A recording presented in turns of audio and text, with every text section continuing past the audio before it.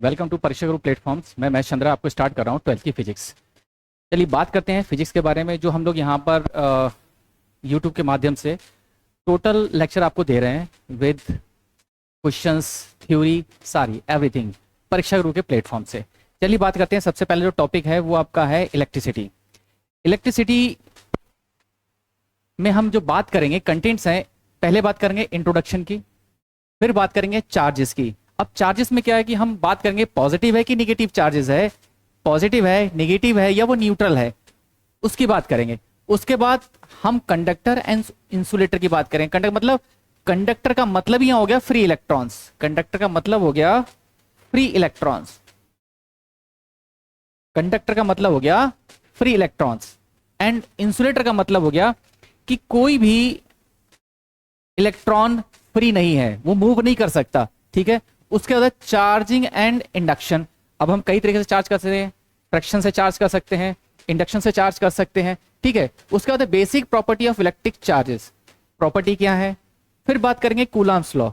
Coulomb's law basically यहां पर बड़े बड़े चार्जेस के लिए एप्लीकेबल नहीं है, यहां पर जो भी चार्जेस हैं वो छोटे पॉइंट चार्जेस के लिए एप्लीकेबल है। जैसे ये कुछ चार्ज ऐसे हैं पॉइंट चार्ज, उनके लिए एप्लीकेबल है।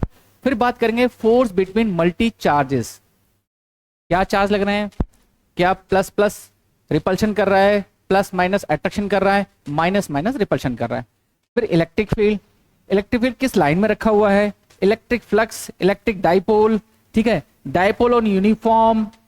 उसके बाद है कंटिन्यूअस चार्ज एंड डिस्ट्रीब्यूशन। उसके बाद गैस लॉस और एप्लीकेशन ऑफ गॉसियस लॉ के बारे में बात करेंगे। तो ये सारी के सारे हमें डिटेल में बात करनी है। ठीक है, पॉइंट टू पॉइंट बात करनी है। किसी को कोई दिक्कत हो तो वो यूट्यूब के माध्यम से या फोन करके बात कर सकता है। चलिए आगे बात करते हैं। कहता है इलेक्ट्रोस्टैटिक। इलेक्ट्रोस्टैटिक जब भी स्टार्ट होता है, इलेक्ट्रोस्टैटिक का मतलब जो चार्ज है वो रेस्ट में है, यानी कि जो भी चीज हम स्टडी करेंगे वो हम मोशन में नहीं करेंगे, यहां पर चार्ज पार्टिकल रेस्ट में है, उसकी हम स्टडी करेंगे।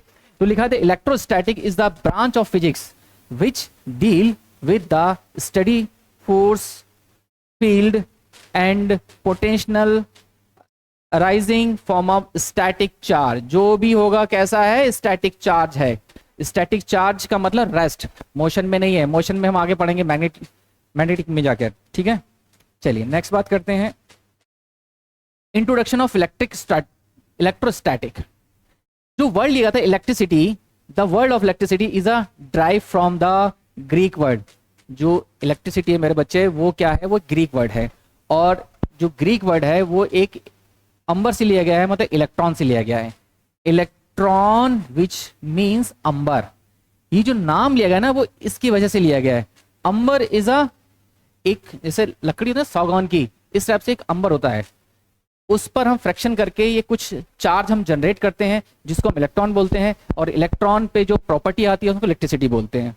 इन 600 BC the Greek philosopher Thales, सबसे पहले थेल्स ने देखा था, the Miletus observe that when the amber is rub with the wool. हमने क्या किया कि अंबर लिया और एक वूल लिया और उसके ऊपर रबिंग किया।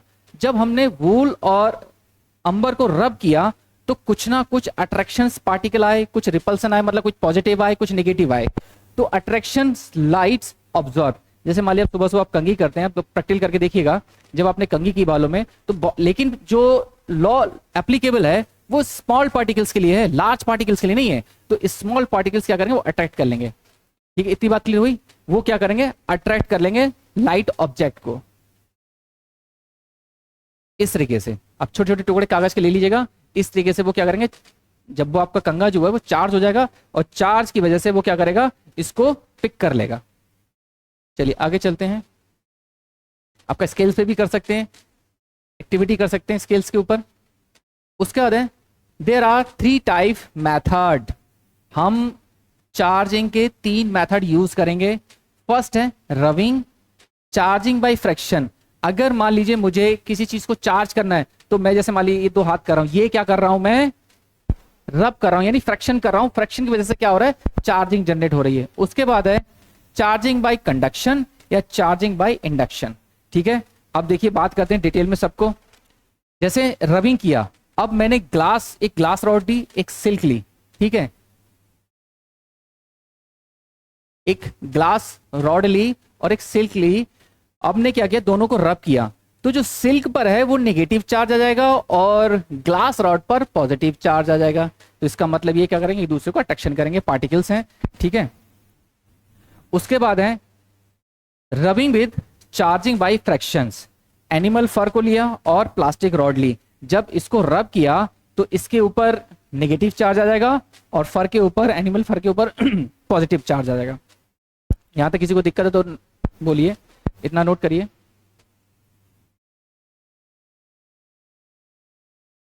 चलिए आगे चलते हैं। Rubbing, charging by the friction. When the glass rod is rubbed with the silk, glass acquire positive charge. उसने क्या कर लिया, पॉजिटिव चार्ज एक्वायर कर लिया, and silk acquire is a negative charge. उसने क्या कर लिया, नेगेटिव चार्ज एक्वायर कर लिया, ठीक है। When the plastic is rubbed, अब मैंने क्या किया, एक प्लास्टिक की रॉड ली, प्लास्टिक रब विद फर, तो plastic acquires the negative charge and fur acquire the positive charge. ये हम डायग्राम में देख चुके हैं। The electricity developed on the bodies when two suitable bodies rub with each other is called friction electricity या static electricity.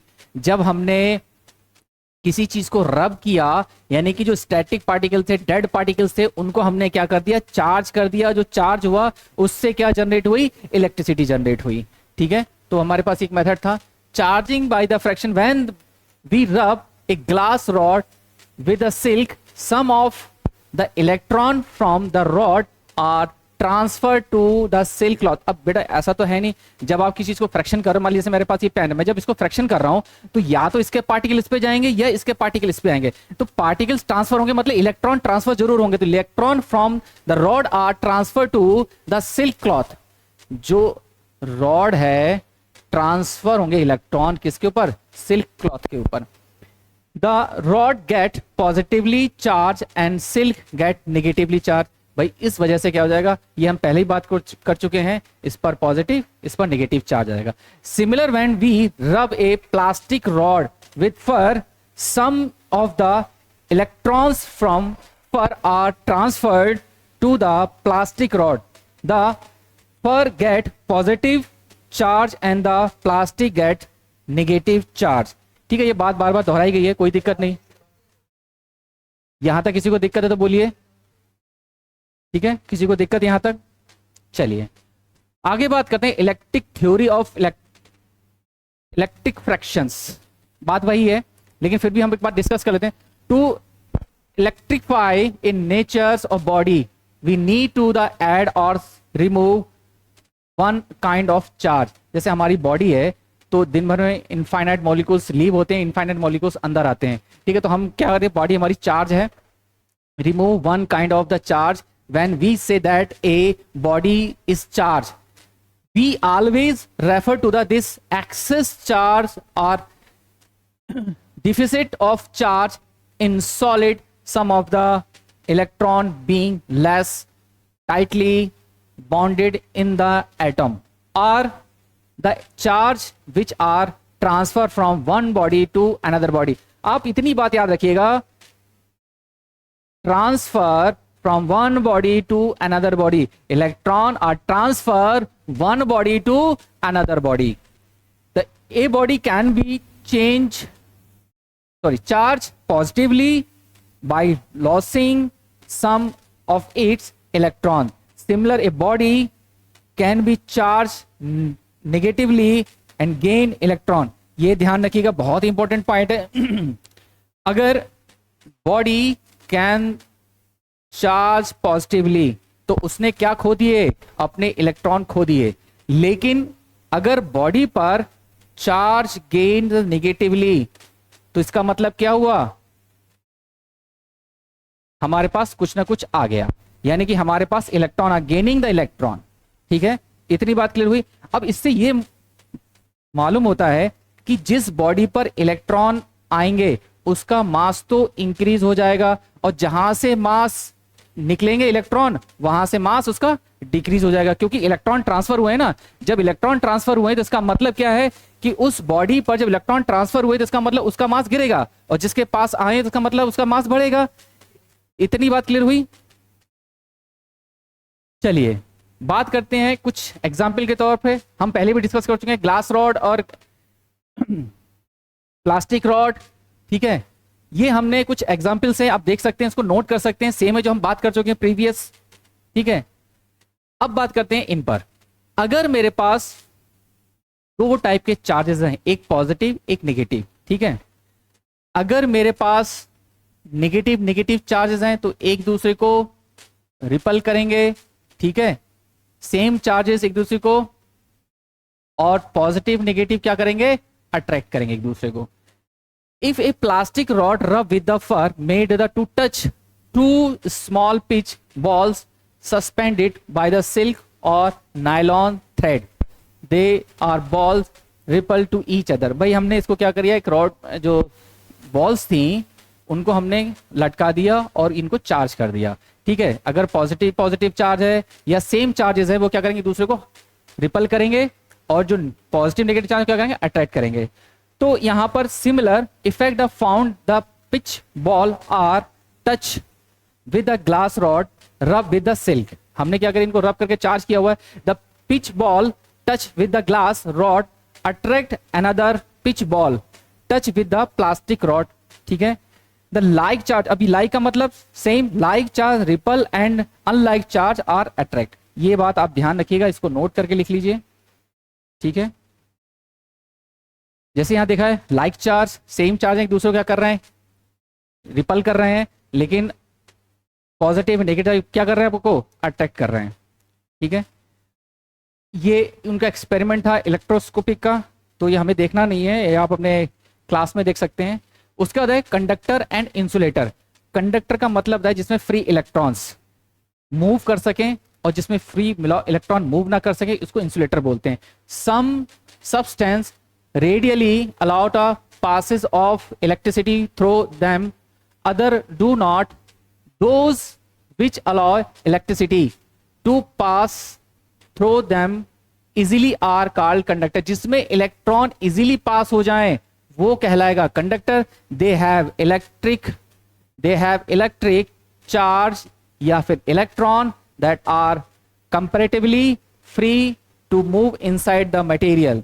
the metal, human and animal bodies and earth are conductor। ये सब क्या है, conductor है। Mostly of the non metal like a glass, porcelain, plastic, wood, ECT, यहां पर electron easily pass नहीं होंगे, तो हमने उसको क्या बोल दिया, इंसुलेटर बोल दिया। यहां तक देखिए बेटा, स्क्रीनशॉट लीजिए। यहां तक किसी को कोई दिक्कत है तो बोलिए, अगर किसी को कोई पॉइंट समझ में ना आ रहा हो तो बोलिए, ठीक है।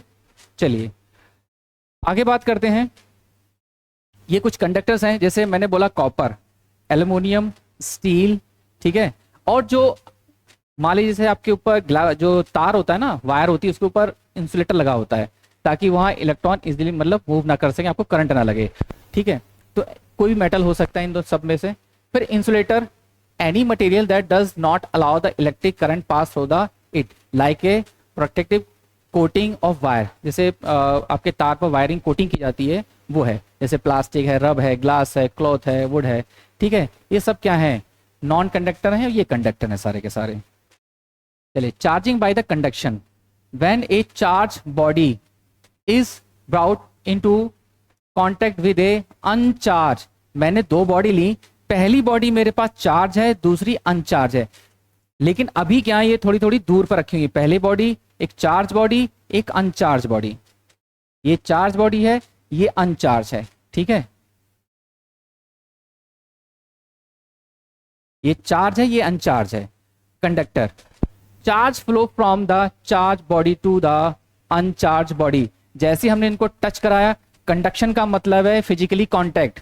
कंडक्शन का मतलब है किसी दो बॉडी का टच होना बहुत जरूरी है, तभी यहां से यहां आपका इलेक्ट्रॉन ट्रांसफर होगा, तो उसको क्या बोलेंगे, कंडक्शन बोलेंगे। इतनी बात क्लियर हुई। उसके बाद चार्जिंग बाय इंडक्शन, हमने दो बॉल लिए हैं स्टैंड पर रखी हैं, bring two metal sphere A and B, दो स्पेयर लिए हैं जो स्टैंड पर रखे हैं, supported on the insulating stand and contact show in the figure, जैसे कॉन्टेक्ट में दिखा रहा है।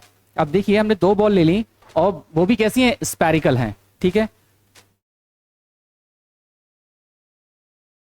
फिर हमने बात की सेकेंड पॉइंट की, bring a positively charge rod near one of the sphere, हमने क्या किया, एक पॉजिटिव रॉड ली और इसके पास लेके आए, लेकिन टच नहीं करना है, सबसे बड़ी बात क्या, टच नहीं करना है, दूरी रखना है, लेकिन थोड़ा पास लाके रखना है, जैसे ऐसा रखना है, ठीक है। जैसे ही हमने इसको पॉजिटिव रॉड लेकर आए तो इसके अंदर क्या होंगे, जो नेगेटिव चार्ज होंगे वो पॉजिटिव की ओर अट्रैक्ट होंगे और जो पॉजिटिव चार्ज हैं वो क्या होंगे, रिपल होंगे। तो वही लिखा हुआ है, bring a positive charge rod near one of the sphere से A, the free electron in the sphere are attract towards the rod. This leaves an axis of positive charge on the rear. ये आपका front है, ये आपका front side है, ये आपका rear side है। ध्यान रखिएगा, ये आपका फ्रंट साइड है, यहां rear side. Rear side surface of sphere B, the left surface of the sphere A has an excess of negative charge and the right surface of the sphere B has an excess of positive charge. जो भी होंगे वो इधर negative आ जाएंगे, बाकी सारे की positive इधर चले जाएंगे, क्योंकि हमें काम कर रहा है पॉजिटिव पॉजिटिव रिपल करेंगे, पॉजिटिव नेगेटिव अट्रैक्शन करेंगे, सेम फंडा काम कर रहा है यहां पर। The process called induction charge, इसको क्या बोलते हैं, बिना टच किए किसी बॉडी को चार्ज करना, induction of charge, and happens almost instantly. The accumulated charge remain on the surface showing till the sphere। ये जैसे हम देख रहे हैं कि सारे के सारे चार्ज क्या होंगे, स्पेयर के ऊपर आ जाएंगे। चलिए आगे बात करते हैं। थर्ड पॉइंट है, the separate sphere by the small distance while the glass rod still held, मतलब हमने क्या किया, इनको दूर हटाया और लेकिन रॉड को भी नहीं हटाया है, ठीक है, थोड़ा सा सेपरेशन दिया। Still near the sphere A show in the figure C, ये मेरा सी फिगर है। The two sphere are found to be oppositely charge and attract to each other, पहले भी हम बात कर चुके हैं। रिमूव द रॉड, अब हमने क्या किया, रॉड को रिमूव कर दिया। The charge on the sphere rearrange themselves show in the figure, ये क्या करेंगे, अपने आप को सही करेंगे, रीअरेंज करेंगे। Now the separate the sphere quite apart, charge on them get uniformly distributed. अब जैसे हमने इनको दूर दूर हटाया, ठीक है, ये हमारी रॉड की हटाया, सारे के चार्ज क्या हो गए, डिस्ट्रीब्यूट हो गए और ये अपने आप को चार्ज कर लिया। मतलब इस पे चार्ज नेगेटिव पार्टिकल, इस पर पॉजिटिव पार्टिकल, तो इसको हम बोलेंगे पोलैरिटी, ठीक है।